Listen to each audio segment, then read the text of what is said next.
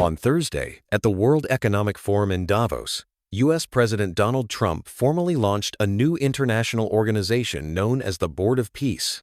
At first glance, it might sound like just another diplomatic initiative. But once you look closer, it becomes clear why this announcement has unsettled governments around the world. What began as a narrow plan to help govern and rebuild Gaza has evolved into a global body with sweeping powers, a $1 billion buy-in, and a leadership structure that places Donald Trump at its very center, not just as U.S. president, but as an individual. To many observers, this raises a serious question. Is Trump attempting to build a personal alternative to the United Nations? To understand why this matters, we need to go back to the board's origins. The idea of the Board of Peace emerged from Trump's 20-point peace plan for Gaza, signed in October and later endorsed by the UN Security Council in November. One key section of that plan proposed that Gaza would temporarily be governed by a technocratic Palestinian committee rather than by Hamas or the Palestinian Authority. That committee, however, would not operate independently. It would be overseen by a new international body, the Board of Peace, which would coordinate funding, reconstruction, and governance until the Palestinian Authority completed internal reforms and was able to reassume control, under UN authorization, by the end of 2027. At the time, this sounded like a limited and transitional role. But the charter now circulating among world leaders tells a very different story. Most strikingly, it does not mention Gaza or Palestine at all. Instead, it defines the Board of Peace as a permanent international organization tasked with restoring lawful governance, ensuring stability, and securing long-term peace in regions affected or even merely threatened by conflict. In other words, the board is no longer focused on one territory. It now claims a global mandate. Even more significant is how power within the organization is structured. The charter names Donald Trump personally as the inaugural chairman and U.S. representative rather than tying the position to the office of the presidency. There are no term limits. There is no automatic succession mechanism, and there is no requirement for multilateral approval of leadership. Removing the chairman would require either Trump's resignation or a unanimous vote by the executive board, a board largely composed of his allies, after which Trump's own designated successor would immediately take over. In practical terms, this means Trump could remain chairman long after leaving the White House. Membership rules further reinforce this concentration of power. Countries normally serve renewable 3-year terms, but renewals are entirely at the chairman's discretion. Any state that contributes more than $1 billion in cash within the first year is granted a permanent seat, effectively turning influence into a pay-to-enter system. Alongside state members, Trump has appointed a powerful executive board that blends politics, finance, diplomacy, and business.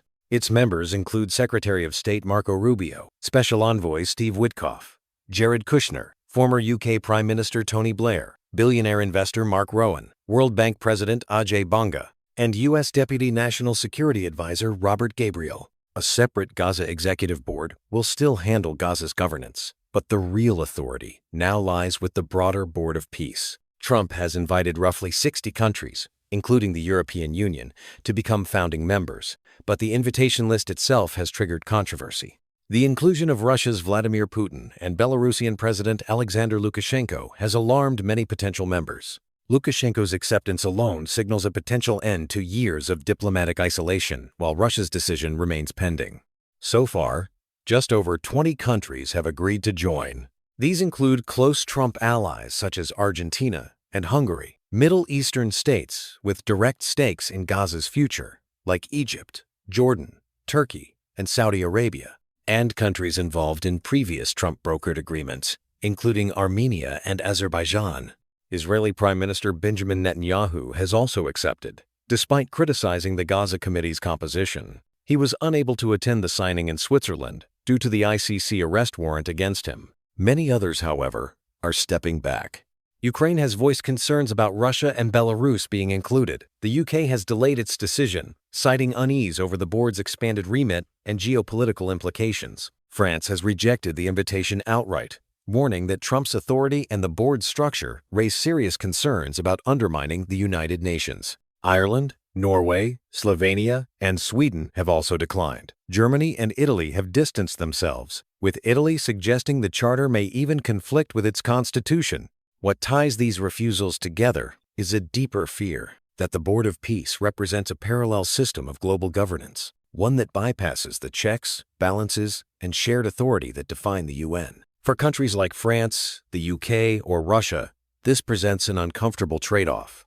Why weaken a system where they hold veto power and permanent influence in favor of one where decision-making rests overwhelmingly with a single individual? Unsurprisingly, none of the other permanent members of the UN Security Council have signed on. Symbolism matters here, too. The Board of Peace's logo closely resembles the UN emblem, except instead of displaying the entire globe, it is centered squarely on the United States. To critics, this feels less like cooperation and more like replacement.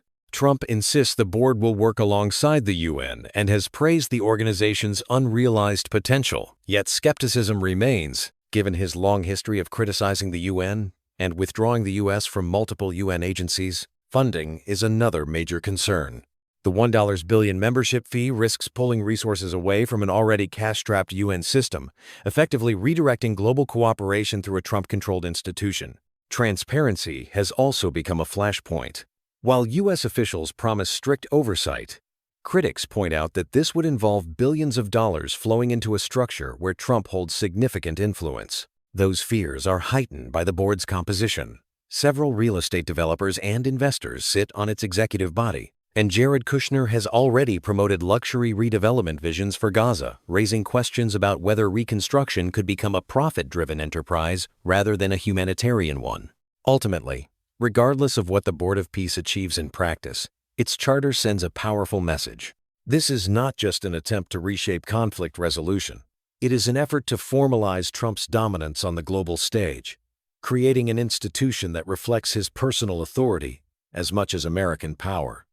And that, more than anything else, explains why the world is watching this experiment so closely and why so many countries are hesitant to join.